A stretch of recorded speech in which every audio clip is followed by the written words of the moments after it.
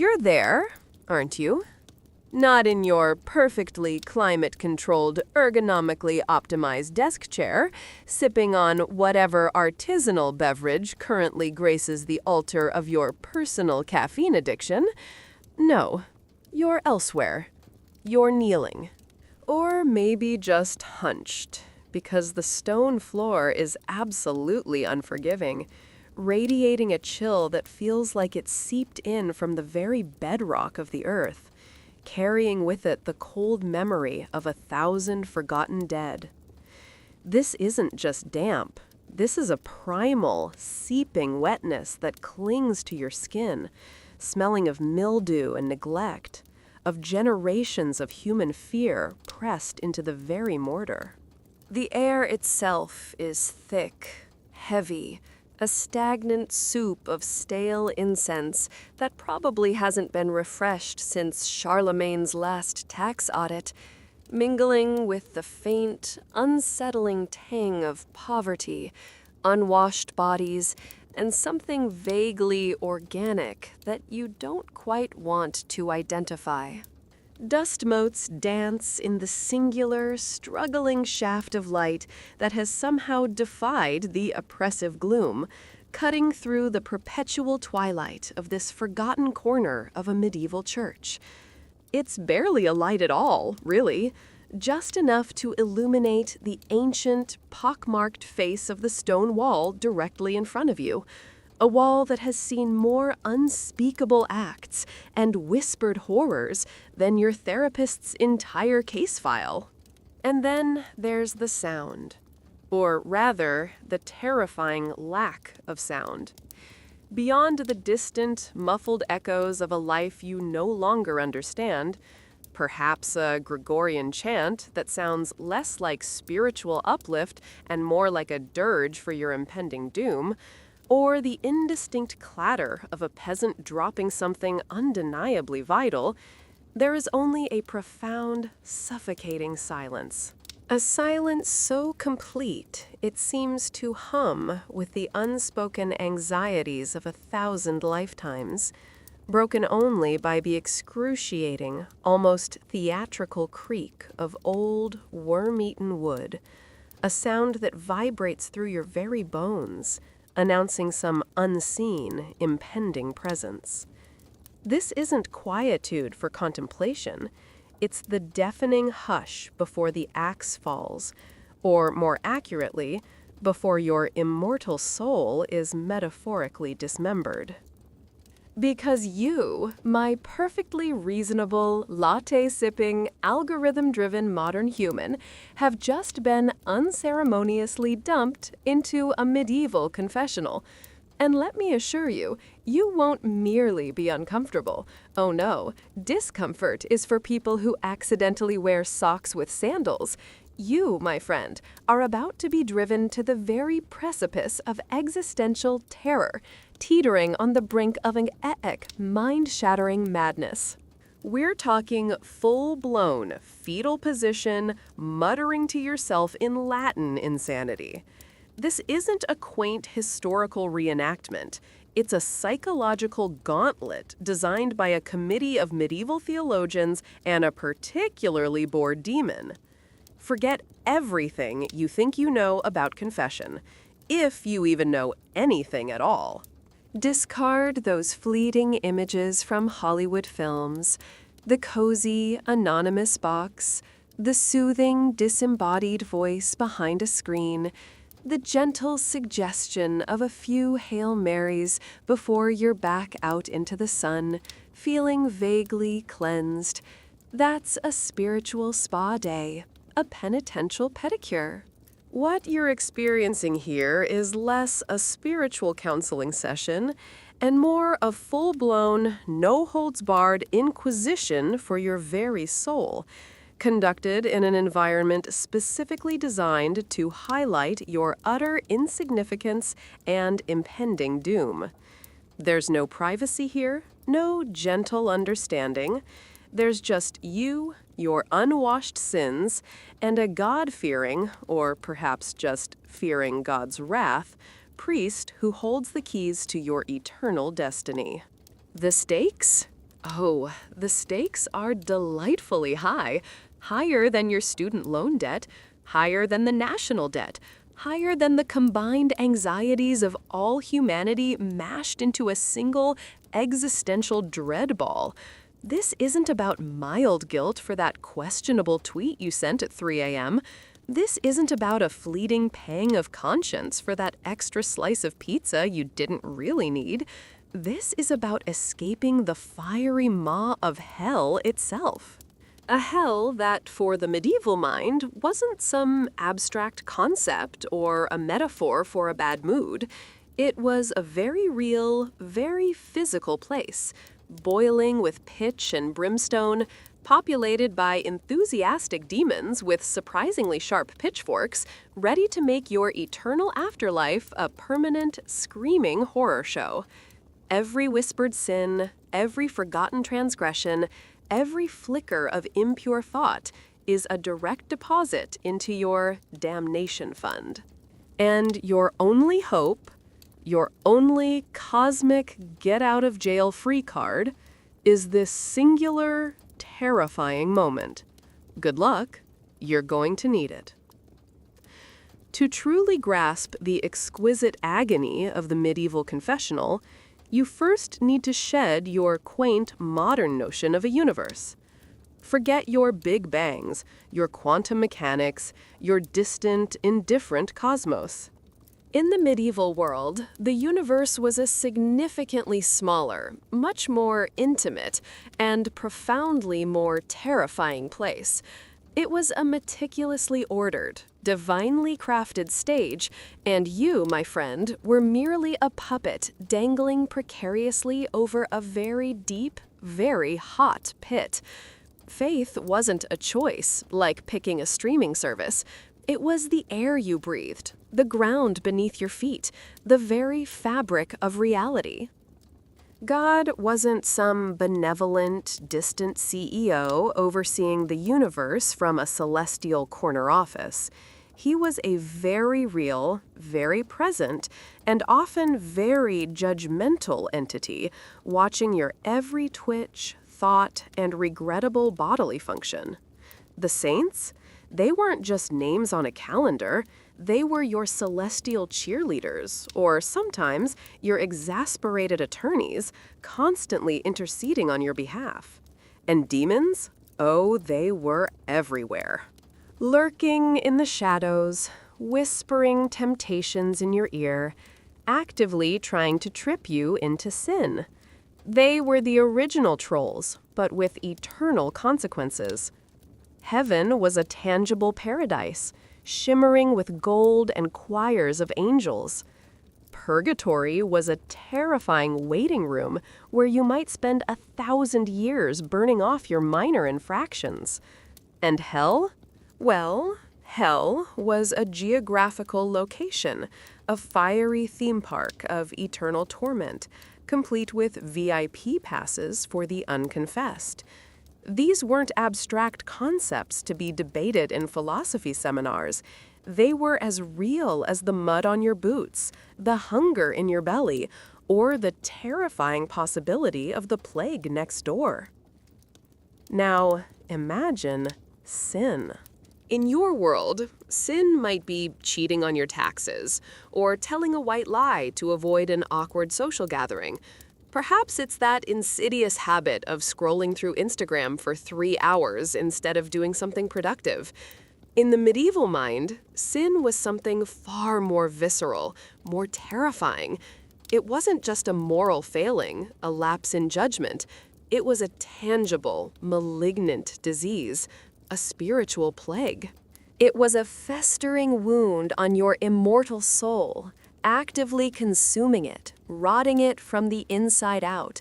And without swift, decisive spiritual surgery, this infection wouldn't just make you feel bad, it would literally drag you, kicking and screaming, into the eternal torment of hell. You didn't just feel guilty, you were sick with sin, your soul actively putrefying. And the source of this infection? You.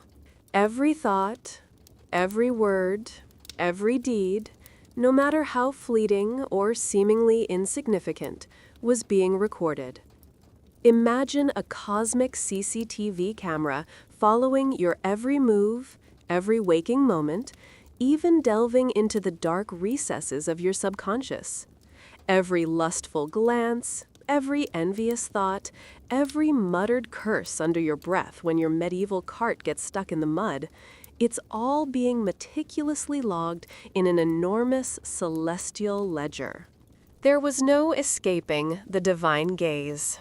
You lived under the pervasive anxiety of constant scrutiny, knowing that an omnipresent, omnipotent, and often seemingly omni-wrathful God was taking notes for the ultimate judgment day.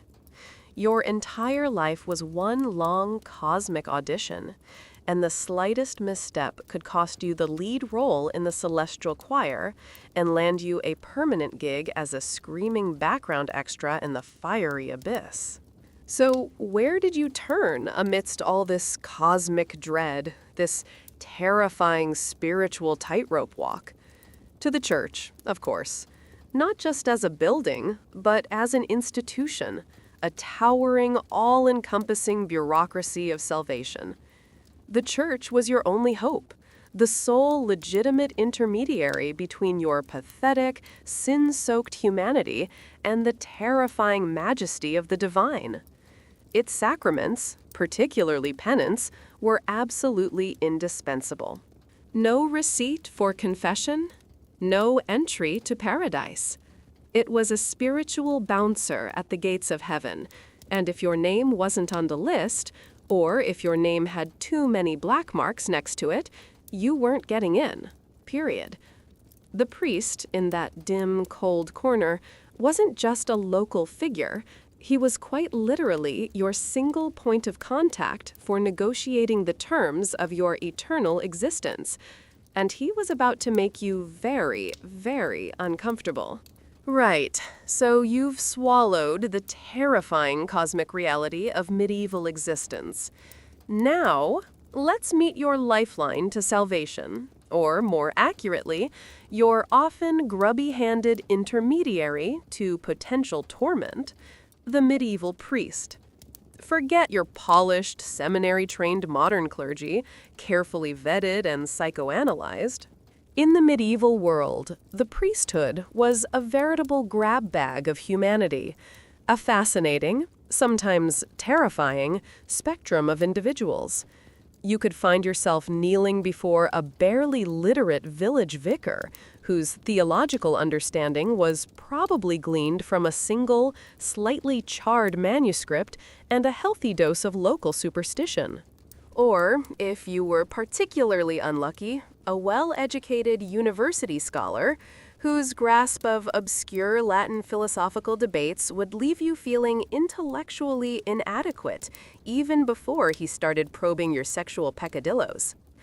The vast spectrum of their capabilities and characters meant your confessional experience was a truly unpredictable roulette wheel of spiritual judgment. But here's the kicker. Regardless of their personal intellect or hygiene, these men wielded immense authority. We're talking about the power of the keys, a concept that would make even the most megalomaniacal modern CEO blush. This wasn't just symbolic, it was literal. The priest, through the sacrament of penance, had the power to bind and loose, to open or close the gates of heaven. Through absolution, he could essentially hand you a celestial passport. Through its denial, he could slam the gates shut, condemning you to the fiery delights of eternal damnation. This man, this often fallible, occasionally grumpy, and possibly flatulent human being, quite literally held your afterlife in his grubby hands. Think about that for a moment. Your eternal bliss or your eternal barbecue depended on his judgment, his mood, his interpretation of your mumbled sins. It's enough to make you wish for a secular, bureaucratic appeals process, isn't it? And speaking of fallibility, Let's not sugarcoat this with rose-tinted historical nostalgia. Not all priests were saints. Some were just slightly more pious than the local drunkard, and even less sympathetic. Clerical corruption was, let's be honest, a flourishing cottage industry. You had your priests whose main concern was the size of your offering, not the state of your soul. You had the genuinely ignorant, who might genuinely misunderstand your sincere remorse.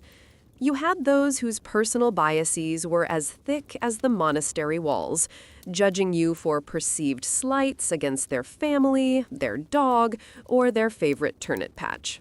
You had the bored, who'd heard it all before and just wanted to get home to their lukewarm gruel.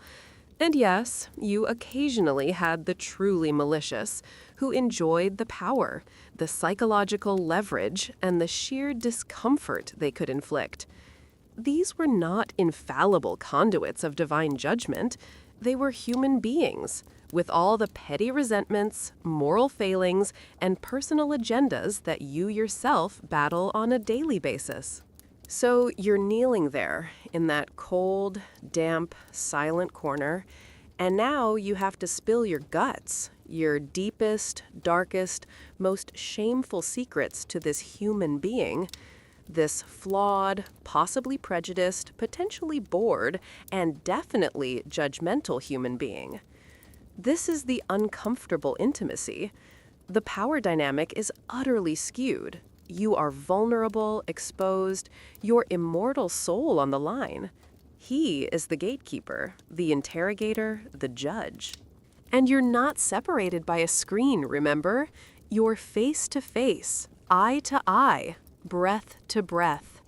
The psychological weight of confessing your most private thoughts, your most sordid deeds, your most terrifying doubts to someone who might just be counting the minutes until dinner or judging you for the patch on your worn tunic is an act of profound, gut-wrenching submission.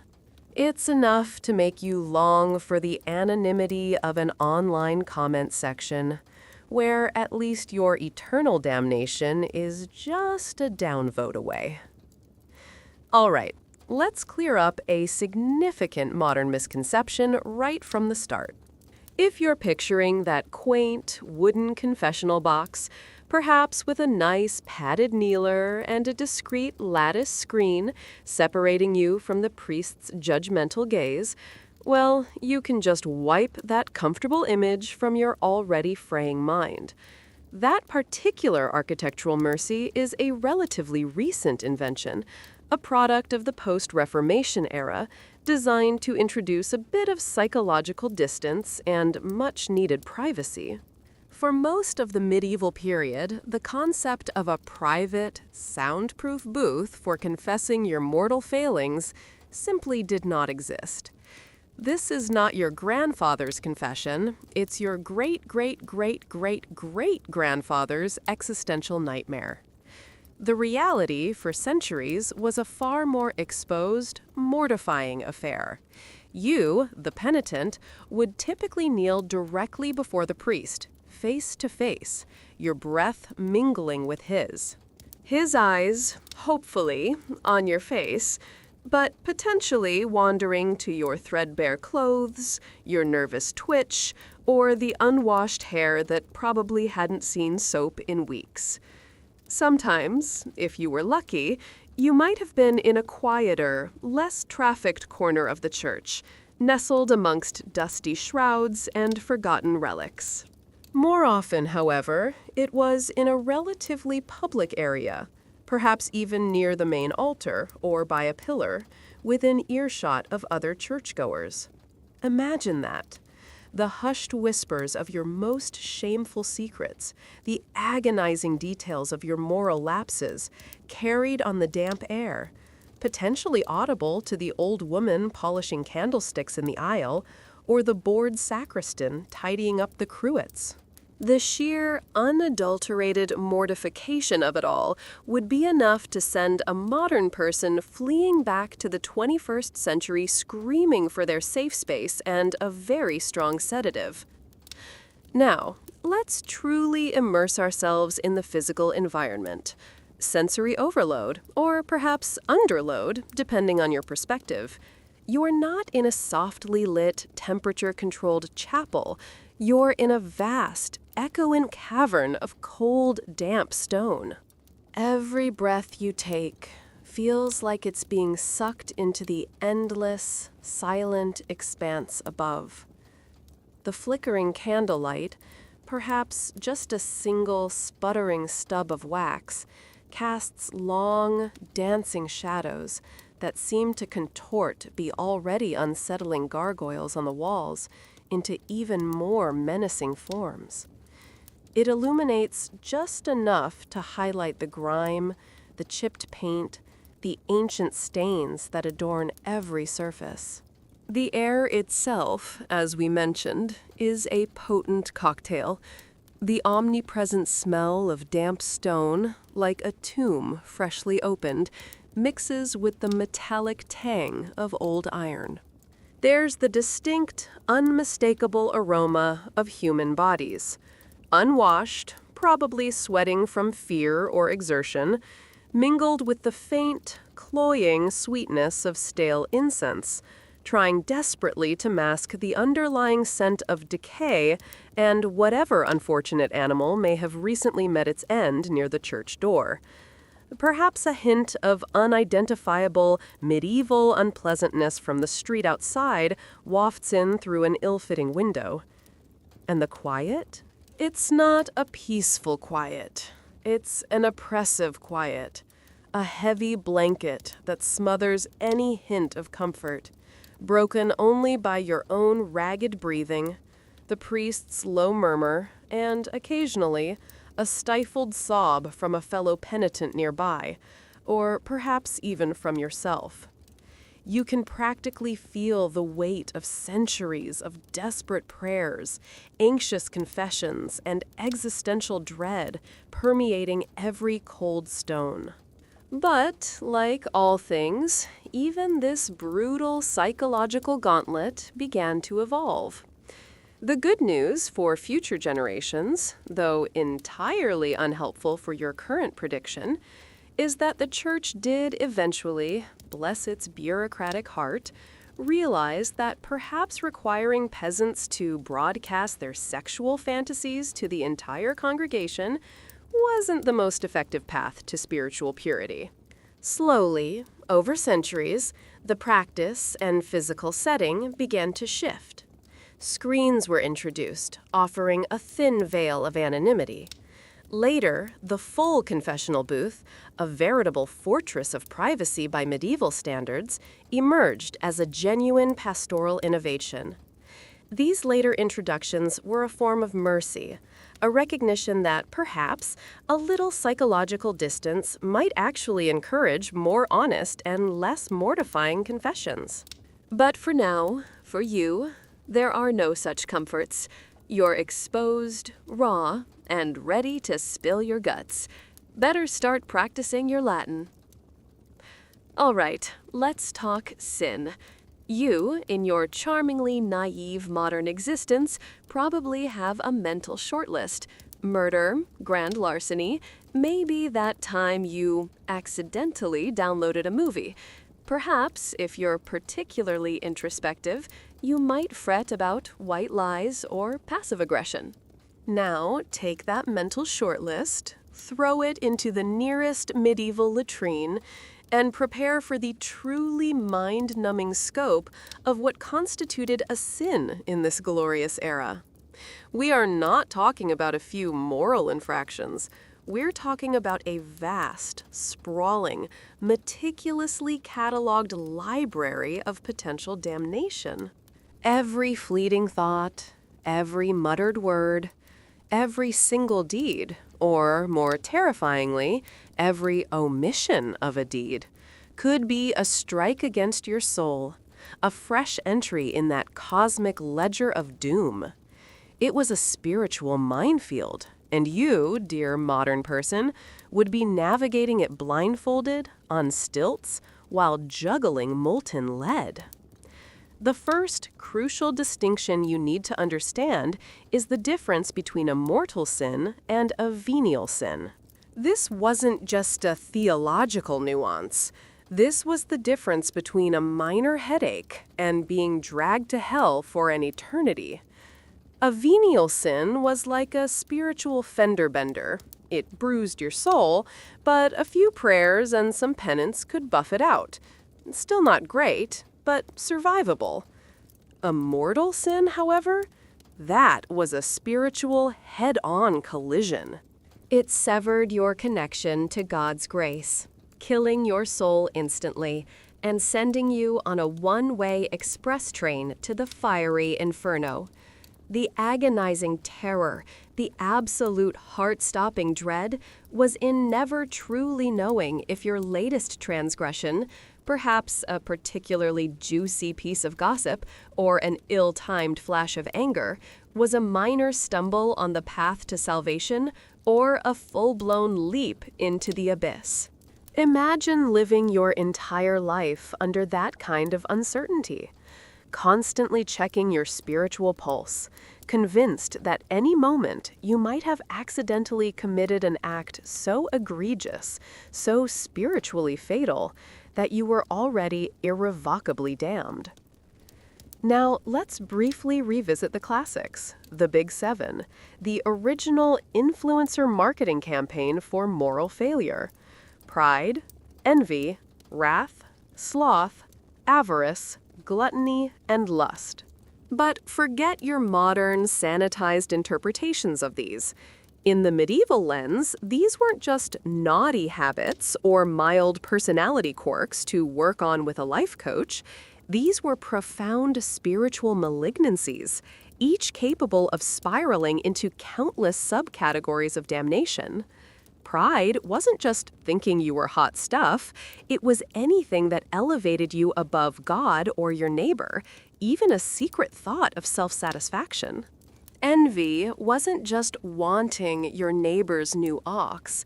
It was begrudging their happiness, their health, their plentiful harvest. Wrath, not just throwing a tantrum, it was holding a grudge, wishing ill on someone, even thinking about revenge. Sloth was more than just laziness. It was spiritual apathy, neglecting your duties to God, letting your faith wither. Avarice was far beyond mere greed. It was usury, hoarding, charging unfair prices, even desiring wealth too strongly. Gluttony wasn't just eating too much, it was eating too well, eating at the wrong times, enjoying food too much. And lust? Oh, we'll get to lust.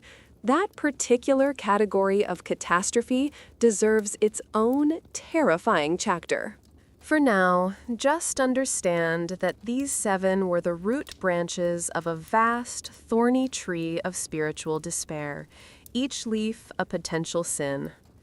But the truly maddening part, the part that would send your modern brain into a complete existential meltdown, was the truly obscure transgressions, the dizzying minutiae, the things that would make you laugh if they weren't so terrifyingly real. You might think you're safe, having avoided the big ones. But did you, perchance, churn butter on a fast day without appropriate solemnity? That's a sin. Did you accidentally engage in witchcraft by trying to cure your cow's mastitis with a folk remedy? Sin. Did you speak ill of your neighbor's particularly scrawny pigs, even in jest? That's definitely on the ledger. Did you steal a single turnip from the communal garden out of sheer desperation? Guess what? That's theft. That's avarice. That's a soul stain.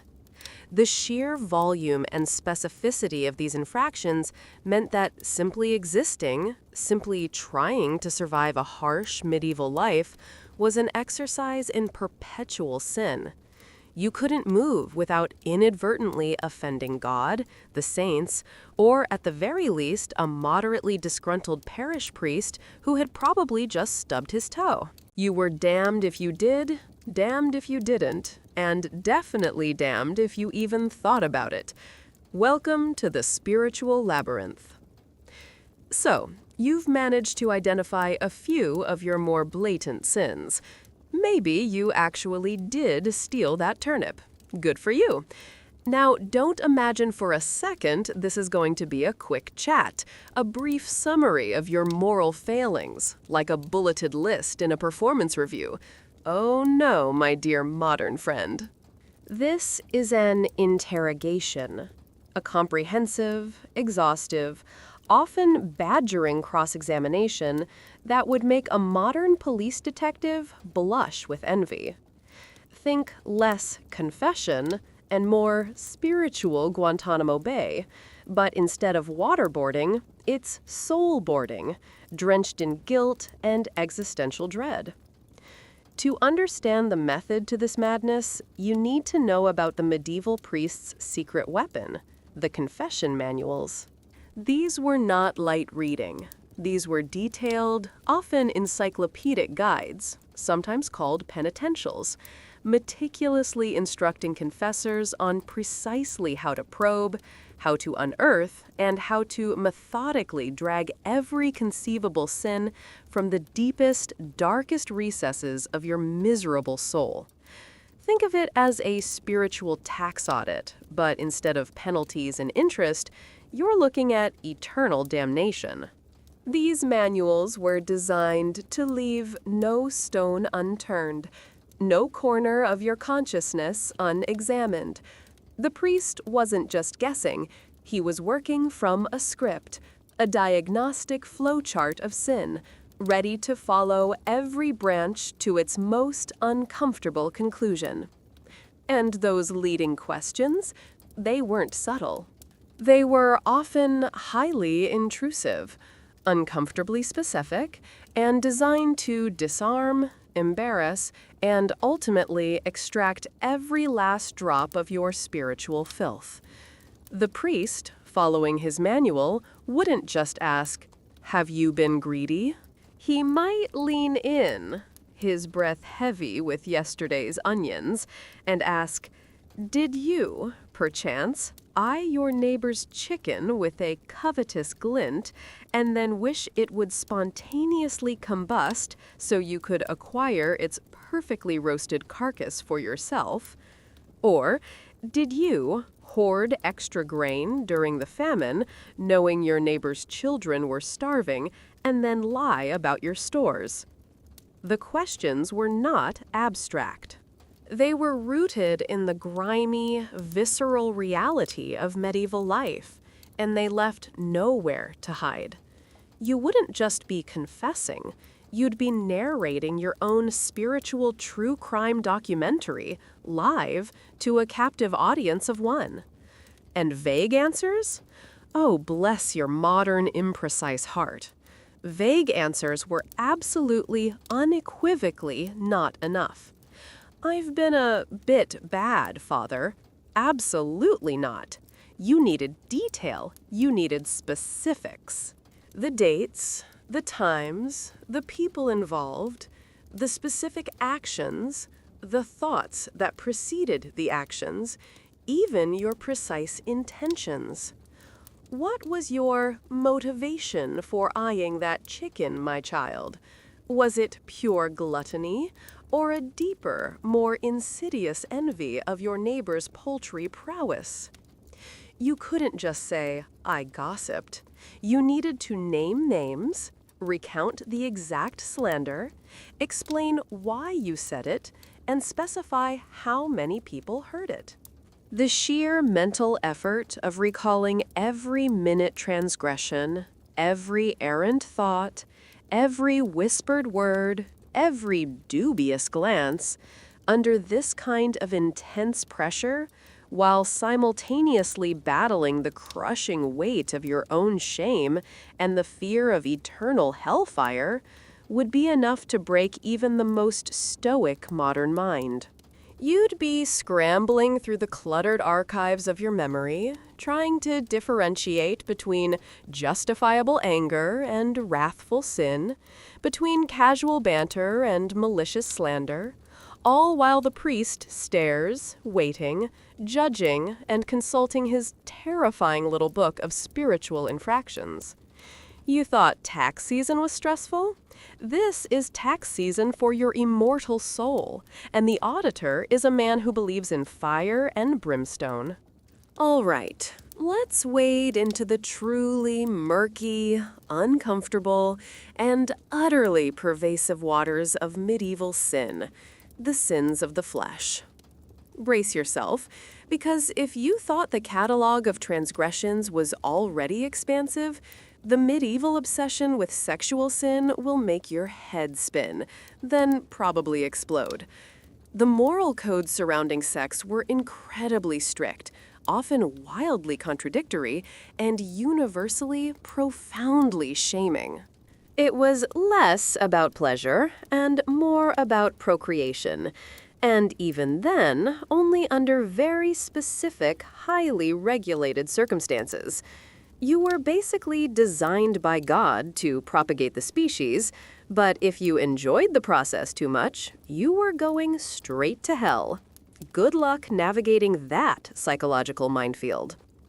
We're talking about the big ones here, the headliners of holy discomfort: adultery, fornication, sodomy, and self-abuse.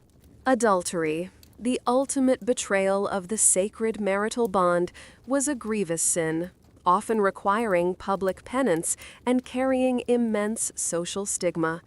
Fornication, sex outside of marriage, was also a one-way ticket to damnation, irrespective of mutual affection or consent. Sodomy, a catch-all term that often encompassed any non-procreative sexual act, including homosexual acts, was viewed with truly visceral horror, considered an abomination against God and nature itself, often punishable by death in secular courts. And self-abuse? Well, let's just say the medieval church had a very strong opinion on solitary pleasure, seeing it as a selfish waste of bodily fluids and a gateway to demonic influence. Confessing these sins required a level of detail that would make a modern therapist blush, not to mention the immense shame of having to articulate such private acts to a priest who was, by definition, celibate. But here's where it gets truly, deliciously absurd and utterly maddening for the modern mind. Even sex within marriage, the only sanctioned form, was riddled with potential pitfalls of sin. Oh yes, your marital obligations were sacred, procreation was a blessed act. But if you engaged in intercourse solely for pleasure, if you were a bit too enthusiastic, if you got carried away by carnal desire, then congratulations, you were sinning. Pleasure, in and of itself, was deeply suspect. Furthermore, there were specific forbidden times. Lent, Advent, Sundays, feast days, all off limits. If you dared to engage in marital relations during these holy periods, even if it was technically for procreation, the context made it sinful. Imagine trying to keep track of this calendar of forbidden delights, all while struggling to feed your family and survive the plague. It was an impossibility of purity, a system designed to make you feel perpetually guilty, even for the most natural and necessary human acts. And this brings us back to the priest. Specifically, to the priest's graphic probing. The confession manuals, those delightful handbooks of spiritual misery, contained explicit instructions for confessors on how to investigate these sins. They didn't just ask, "Have you committed acts of impurity?" Oh no. They were often instructed to ask highly specific, even crude questions, designed to leave no detail unexamined. Did you lie together like beasts? Did you touch each other in unseemly ways? Did you perform acts that prevented conception? The language was often blunt, even clinical, but the effect on the penitent, particularly a shy, uneducated peasant, would have been profoundly humiliating. Imagine having to describe your most private acts, your most intimate thoughts, the exact nature of your sinful pleasures to a celibate priest whose only frame of reference was theological doctrine and the lurid details gleaned from hundreds of other terrified confessions. The acute embarrassment, the crushing shame, the feeling of being utterly stripped bare of all dignity would be an unbearable psychological burden. You'd probably start making up sins just to get it over with, or spontaneously combust from sheer mortification. All right, let's move beyond the deliciously uncomfortable realm of sexual sin and delve into the more mundane, yet equally damning transgressions of daily medieval life, the sins of the stomach and the pocket. You might think gluttony is just about overeating, right? Like polishing off an entire bag of chips while binging a new show. Oh, you sweet, modern summer child. In the medieval context, gluttony was a far more nuanced, insidious spiritual trap. It wasn't just about eating too much. It was about eating the wrong foods on fast days, consuming alcohol excessively when you should be sober, or, God forbid, being wasteful with the precious food resources God had provided. Imagine living in an age where food scarcity was a constant shadow, where a bad harvest meant real, tangible hunger. In such a world, wasting a crumb wasn't just careless, it was a profound spiritual slight, a rejection of divine providence. Eating meat on a Friday, even if you were starving, was a greater sin than perhaps hoarding a bit of grain from your neighbor. Drinking too much ale or wine, not just to the point of incapacitation, but to the point of enjoyment beyond sustenance, was seen as succumbing to base appetites. Gluttony was a constantly lurking demon, ready to snatch your soul not just through indulgence, but through ungratefulness, through disrespect for the very sustenance that kept you alive. Then we come to avarice, the root of all earthly evil, and arguably the most prevalent and complex sin in a society constantly struggling with economic hardship. Forget your modern understanding of avarice as just really wanting a new car. In the medieval world, avarice manifested in a myriad of forms, each a potential spiritual death trap. Usury, the charging of interest on loans, was a particularly heinous sin, forbidden by the church. If you lent money, you were expected to do it out of charity, not for profit. Try running a modern banking system on that principle. Cheating in business, whether through false weights, short measures, or deceptive practices, was a straight shot to hell. Hoarding food or goods during times of scarcity, when your neighbors were literally starving, was an act of profound spiritual cruelty. Even just desiring wealth too strongly, spending too much time thinking about earthly riches instead of heavenly ones, was considered a sin. It was a constant tightrope walk, where ambition could easily transform into damnation. These weren't just personal failings, mind you. These sins of the stomach and pocket had a profound economic and social impact. They weren't just about your soul. They were about the health of the entire community, and by extension, the entire spiritual body of Christendom. If too many people were engaging in usury or hoarding, it could disrupt the fragile social order, exacerbate poverty, and invite divine displeasure upon the entire community. A bad harvest wasn't just bad luck. It could be interpreted as God's wrath, brought on by the collective avarice or gluttony of the populace. So your personal struggle with that extra piece of bread wasn't just between you and God. It was between you, God, and the entire socioeconomic stability of your tiny, struggling village. No pressure. And the truly insidious part? The subtle ways you could doom your finances and your soul without even realizing it. Simply by trying to survive, by trying to make a meager living, by striving for a slightly better life in a harsh and unforgiving world, you could easily stumble into these spiritual traps. Did you try to get a slightly better price for your chickens at market? Avarice. Did you accept payment for a day's labor and then not quite finish the job? Theft and sloth. Did you eat a bit more than your share at the communal feast because you were truly starving? Gluttony, and probably envy of those who had eaten less. It was a dizzying no-win scenario where the very act of existing and attempting to thrive could be interpreted as a direct affront to divine law. You couldn't even manage your medieval budget without a high probability of spiritual bankruptcy. If you thought physical acts were the only pathway to eternal damnation, prepare for a fresh wave of anxiety. In the medieval world, your tongue was a spiritual weapon, and your mind a battlefield for your soul.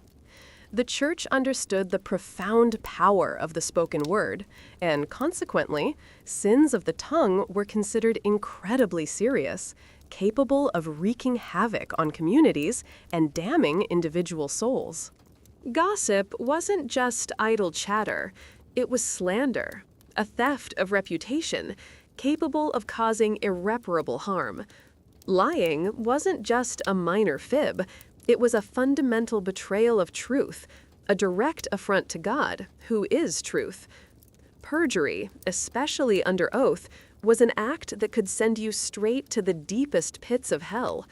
Blasphemy, cursing, even frivolous, unnecessary chatter, all were sins. The idea was that words had immense spiritual weight, shaping not just perception, but reality itself. Every syllable you uttered could be a step toward salvation or a stumble into eternal fire. You wouldn't just be careful what you wished for, you'd be careful what you said for. But wait, there's more. Because it wasn't just your spoken words that could condemn you. Your very thoughts, those silent, fleeting internal whispers, were also under divine scrutiny. Mental transgressions were considered just as real, just as dangerous as physical acts. Envy wasn't just wanting your neighbor's goat, it was the insidious thought of desiring their misfortune. Pride wasn't just bragging, it was the secret satisfaction in your own perceived superiority. Wrath, even if repressed and never expressed physically, was a simmering cauldron of sin within your soul, and doubting God's grace, questioning His justice, or entertaining even a fleeting moment of despair about your salvation, those were particularly dangerous, potentially leading to the ultimate sin of presumption or despair, which could seal your fate. You couldn't even escape into the privacy of your own skull. God, and by extension your priest, had full access to your mental hard drive. This, for a modern person, would be the true psychological breaking point, the impossibility of pure thought. You know how your brain constantly bombards you with random, often absurd, sometimes inappropriate thoughts?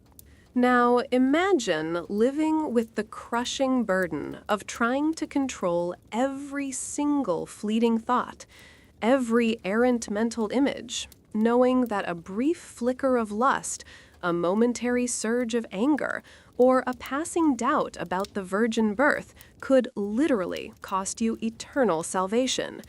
You'd be constantly monitoring your own internal monologue, trying to censor your subconscious, a task more impossible than herding cats through a laser maze.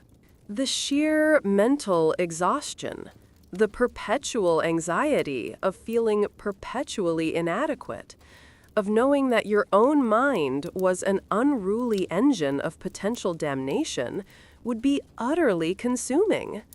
Your inner dialogue would become a terrifying courtroom, with you as the perpetually guilty defendant. And then, the truly terrifying precipice, the slippery slope to heresy. In an age where questioning dogma was akin to treason against God himself, even expressing doubts or questioning theological tenets, even internally, could lead you down a path considered heretical. And heresy? That was a capital offense, both spiritually and often physically. If you were found to be harboring heretical thoughts, or God forbid voicing them, the consequences were terrifying: excommunication, torture, public burning. So not only did you have to control your mind, but you had to ensure that every single thought aligned perfectly with the complex, often impenetrable doctrines of the Church. Imagine the mental gymnastics required to stifle any flicker of skepticism about, say, transubstantiation, knowing that a single errant question could lead to literal fiery death. It was a form of psychological imprisonment, where even your inner sanctum, your very consciousness, was not safe from the terrifying reach of divine judgment and its earthly enforcers. Your brain, once your sanctuary, becomes your personal prison cell, with eternal damnation as the ultimate sentence. All right, you've finally, agonizingly, painstakingly laid bare the sordid tapestry of your sins. You've confessed every errant thought, every whispered slight, every questionable butter-churning decision. But don't you dare think you're off the hook just yet, you morally compromised wretch. Absolution, that sweet, sweet promise of divine forgiveness, wasn't free. Oh no, that would be far too easy. It required satisfaction. It demanded atonement. Penance was the price you paid, the payment for your sins, meant to rebalance the cosmic scales that you had so carelessly tipped with your endless transgressions. It was your spiritual debt repayment plan, and if you defaulted, well, you know where that leads. To help the often illiterate priests and the confused penitents navigate this spiritual economy, there emerged the delightful system of tariff penance. These were essentially medieval price lists for your immortal soul, often laid out in the aforementioned penitentials. For every sin, there was a prescribed penance, a fixed rate of atonement. Stole a sheep? That'll be 3 years of fasting on bread and water. Committed adultery? Try 7 years of rigorous penance, possibly with a public flogging thrown in for good measure. Lied under oath? Prepare for a pilgrimage, barefoot, to a distant shrine. It was all meticulously calculated, a spiritual spreadsheet designed to ensure that every sin, no matter how small, carried its appropriate, often excruciating, counterweight of suffering. You couldn't just say, "Oops, my bad." You had to pay the spiritual piper, and he accepted only pain, suffering, and profound discomfort as currency. And the range of penances? Oh, it was truly breathtaking in its ingenuity of suffering. It wasn't just a few Hail Marys and an act of contrition that you might mumble through while checking your phone. We're talking about a full spectrum of misery designed to remind you, in no uncertain terms, just how truly awful you were. Simple prayers, yes, but often hundreds, even thousands, to be recited on your knees, your bones aching, your voice hoarse. Fasting was common, often on strict diets of bread and water, enduring gnawing hunger for days or weeks. Almsgiving, giving to the poor, was a way to redistribute your ill-gotten gains or simply display your newfound piety. Then there were the truly arduous ones. Pilgrimages, not just a quaint spiritual stroll, but often epic journeys across continents, barefoot, exposed to the elements, risking banditry, disease, and starvation, all to pray at some distant saint's shrine. And for the more egregious sins, or simply for the priest who fancied a bit of public spectacle, there was physical discomfort and public humiliation. Wearing specific, often humiliating clothes or badges of shame, like a sackcloth or a prominent cross, to publicly announce your moral failings, or even, for truly egregious acts, public flagellation. Imagine being publicly whipped in the town square, not for a crime against the state, but for a sin against God, your raw back bearing witness to your spiritual bankruptcy. It was a spectacle designed to terrify, to humiliate, and to ensure you never forgot the consequences of your actions. The physical and social toll of these penances would have been immense.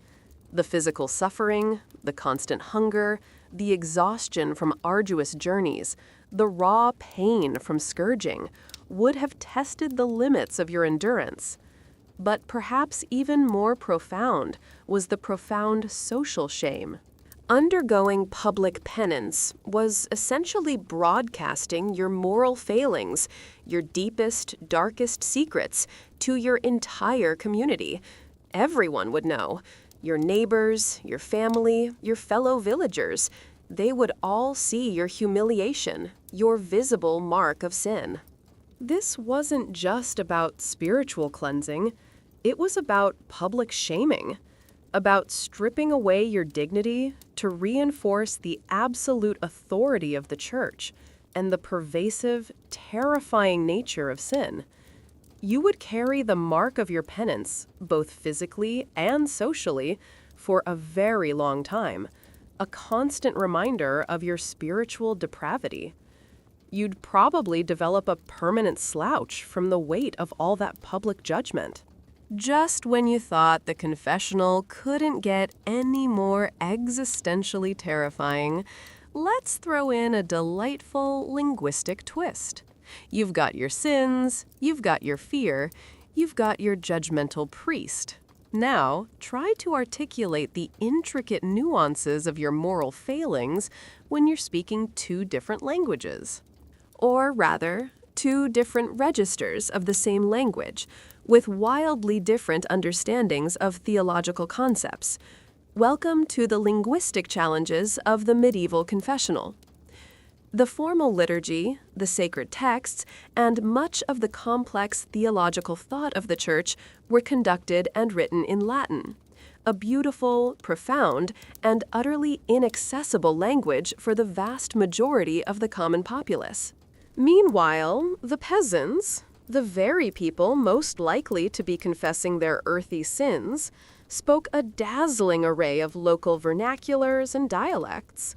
Old English, Old French, various German dialects, regional Italian, and so on. Imagine trying to explain your nuanced feelings about, say, covetousness or spiritual sloth in your modern colloquialisms, while the priest is trying to understand you through a filter of sophisticated Latin theological concepts. The potential for miscommunication, for profound misunderstanding, was immense. You might be earnestly describing your inner turmoil, and he might be mentally cataloging you for accidentally worshiping a tree spirit. And this brings us to the truly crushing burden of the illiterate peasant. The vast, overwhelming majority of medieval people were illiterate. They couldn't read the Bible, they couldn't consult theological texts, they couldn't even necessarily understand the Latin chanted during Mass. How, then, could an uneducated peasant accurately articulate complex sins, many of which had nuanced theological definitions. How could they understand the subtle distinctions between mortal and venial sins, or grasp the implications of certain actions they might have taken out of necessity? They relied on oral tradition, on simplified sermons, and on what they thought they understood. It was a game of spiritual telephone where the message could easily get garbled. You'd be trying to confess a thought, and the priest would hear a heresy, not because of malice, but because of a fundamental gulf in intellectual and linguistic understanding. This gulf, of course, created significant dangers of misinterpretation and mismeasurement. The confessor, armed with his Latin-based manuals and his more advanced, or at least different, understanding of sin, might easily misunderstand the penitent's genuine remorse or the true nature of their transgression. A simple folk remedy might be misinterpreted as witchcraft. A pragmatic choice made out of desperation might be seen as outright theft. Conversely, the penitent might misunderstand the priest's instructions for penance, or fail to grasp the gravity of a sin because the theological explanation was simply beyond their comprehension. This could lead to an incomplete confession, an invalid absolution, or a penance that didn't truly address the sin in question.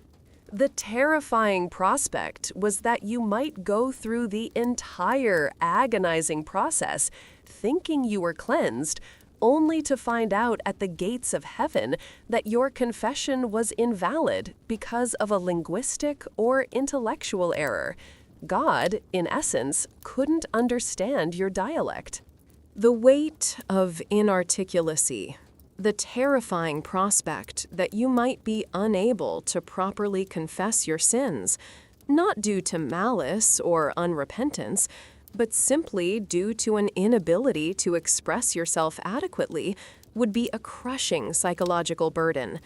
You'd be struggling to find the words, trying to make sense of the priest's questions, all while the specter of eternal damnation loomed larger with every fumbled phrase. It wasn't enough to feel genuine remorse. You had to articulate it in a way that met the precise, often inscrutable, theological requirements of a system far beyond your understanding. You might have the purest heart in Christendom, but if you couldn't speak the spiritual language, your soul was still in mortal peril. It's like trying to debug complex code when you don't speak the programming language. Utterly, maddeningly impossible. If you thought you were just going to get a bit of anxiety from all this, prepare yourself for a truly delicious, historically common psychological torment, the birth of scrupulosity. This isn't just guilt, this is guilt on steroids, guilt injected directly into your nervous system, then forced to breed with obsessive-compulsive disorder. Scrupulosity is a pathological fear of sin, an obsessive preoccupation with one's moral state, and a constant, agonizing doubt about one's salvation. It's when your inner critic becomes a full-time, fire and brimstone preacher who lives inside your head 24/7. And where better for this delightful condition to flourish than in the medieval confessional environment? It was a perfect incubator, a petri dish for scrupulosity. Think about it. An extreme emphasis on minute sins, where every tiny transgression could potentially damn you. A pervasive, terrifying fear of eternal hellfire, preached with vivid, unflinching detail. And then, the detailed, badgering interrogation of the confessional itself, designed to drag every possible sin, real or imagined, to the surface. It was a system tailor-made to convince you that you were perpetually, irrevocably soiled. The medieval church, in its earnest desire for spiritual purity, inadvertently created a breeding ground for a mental illness that would drive countless souls to the brink of despair. The true torment of the scrupulous person, the spiral that would utterly unravel your modern mind, is the endless cycle of doubt. You confess a sin, genuinely, earnestly. You receive absolution. You walk away, momentarily relieved. But then, almost immediately, the doubt creeps in. Was the confession truly complete? Did I forget a detail? Was I sincere enough? Did I truly repent, or was it merely a show? Was my penance sufficient? You begin to obsess, to replay the confession in your mind, to dissect every word, every nuance. And then, feeling absolutely convinced that your previous confession was invalid, incomplete, or insincere, you feel compelled to confess it again. And again.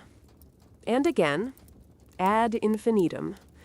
You become trapped in a spiritual hamster wheel, a purgatory of your own making, never quite believing you've done enough to earn God's forgiveness. Each attempt at cleansing only makes you feel dirtier, more fundamentally flawed.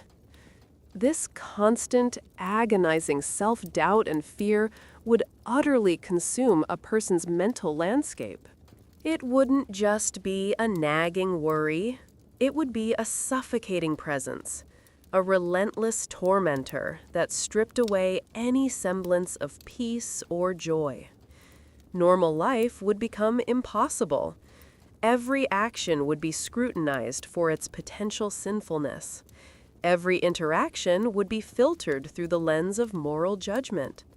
Sleep would be restless, plagued by nightmares of judgment and damnation. Food would be tasteless, consumed with thoughts of gluttony. Conversation would be fraught with fear of gossip or blasphemy. You would become a prisoner within your own mind, chained by the fear of sin, constantly battling an internal enemy that could never be vanquished, because the definition of enough was always shifting, always out of reach. Your mental health would simply disintegrate under the relentless pressure, leaving you a hollowed-out shell, utterly lost in a labyrinth of self-condemnation. It's the ultimate spiritual gaslighting, and the gaslighter is your own brain. To truly understand the psychological landscape of the medieval mind and why the confessional was such a potent crucible for madness, you have to grasp the delicate, often terrifying, interplay of its two foundational pillars, fear and faith.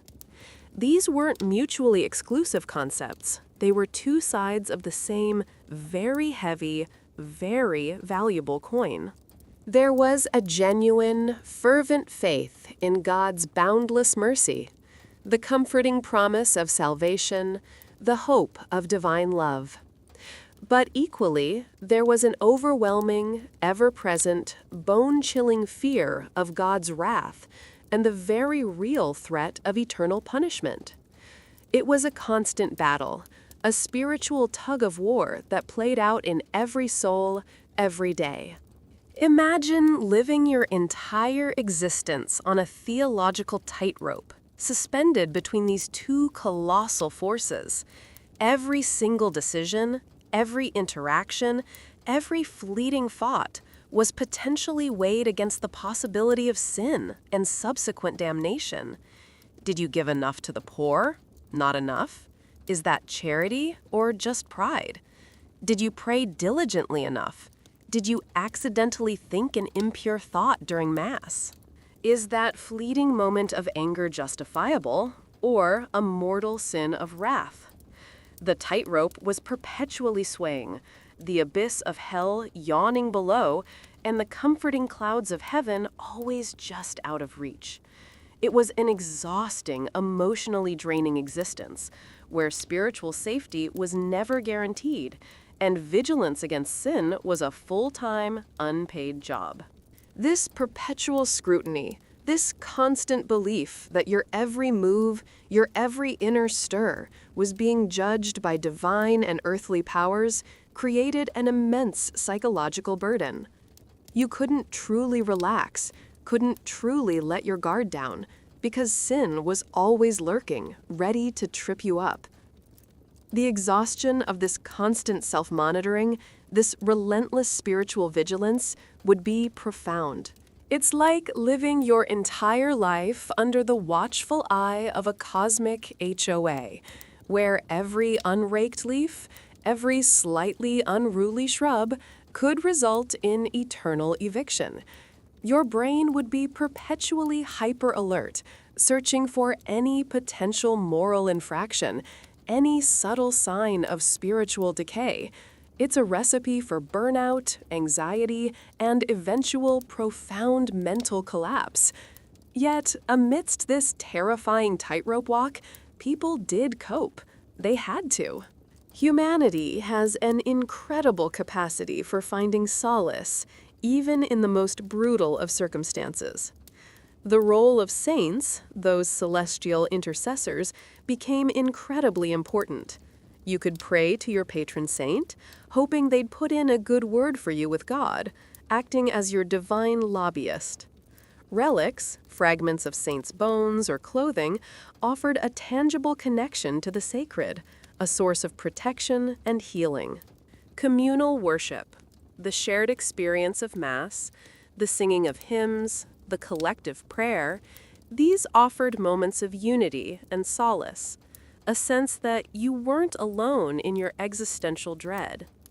In a world designed to make you feel isolated in your sin, these communal acts provided a vital, if fleeting, reprieve from individual existential terror.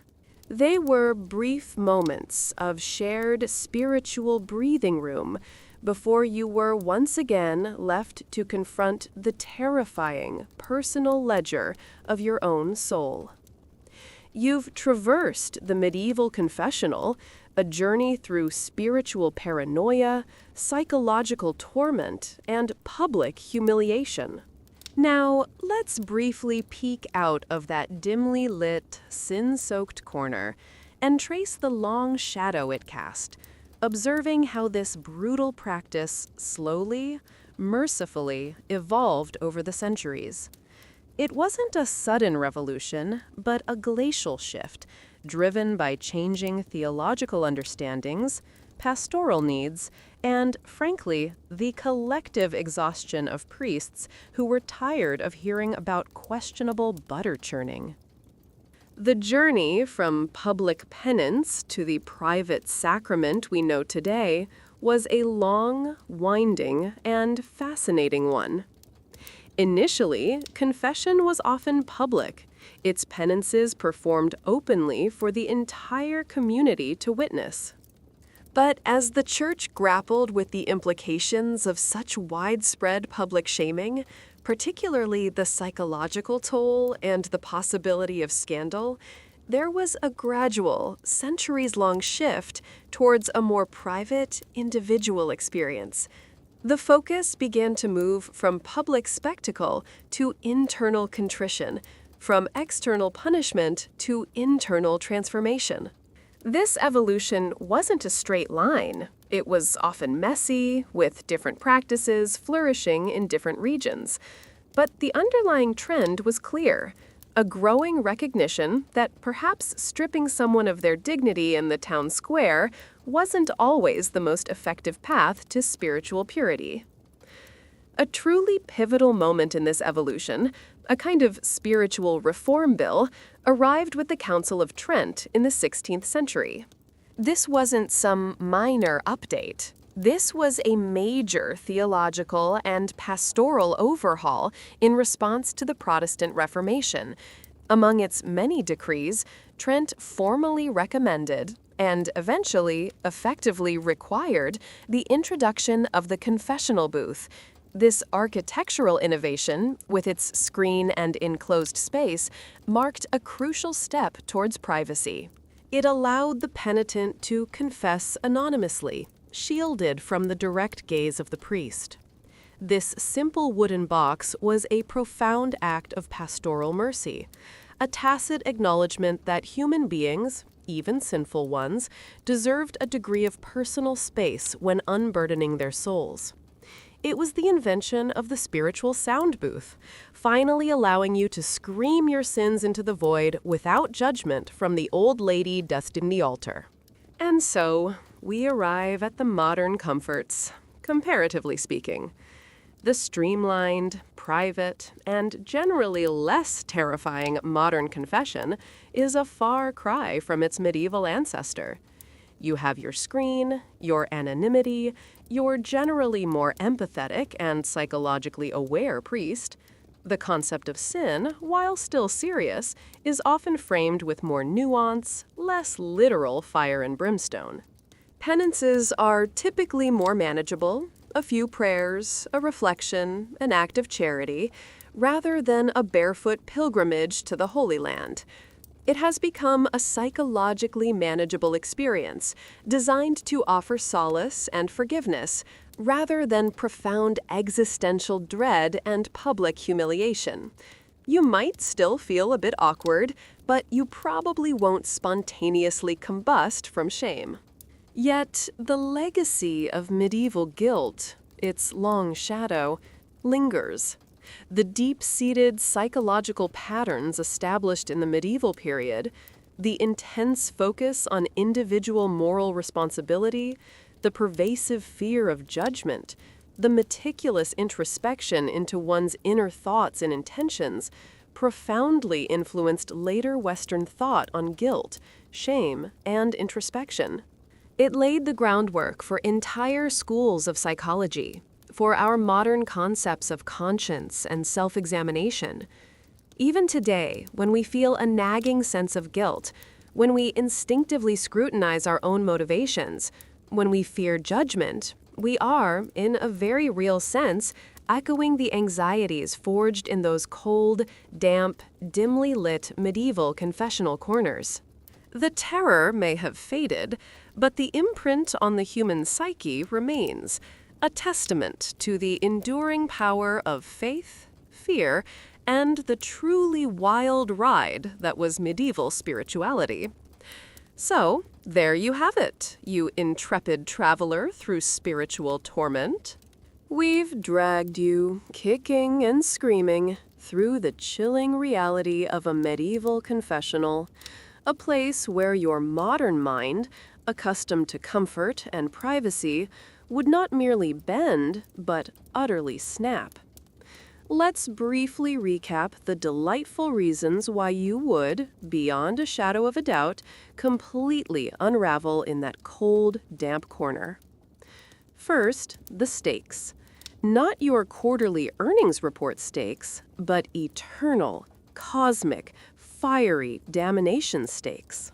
Every sin, every thought, every twitch of your nose could land you in a literal hell, a place far less abstract than your current worries about climate change. Second, the intrusive nature. No cozy booth, no veiled screen, just you, face to face with a potentially judgmental, definitely flawed, human gatekeeper to salvation. Third, the vastness of sin itself. Not just murder, but improper butter churning, coveting a pig, even having a thought that wasn't sufficiently pious. You'd be drowning in a sea of guilt, unsure if you'd committed a fender bender or a head-on collision with God. Fourth, the harsh penances.